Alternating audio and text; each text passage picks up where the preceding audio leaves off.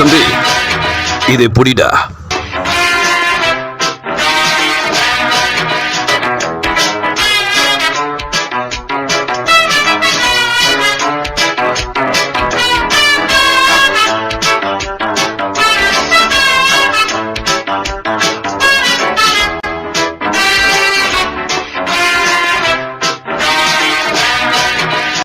உன்னை பார்த்தா ரொம்ப பெரிய ஆளோட புள்ள மாதிரி இருக்கு.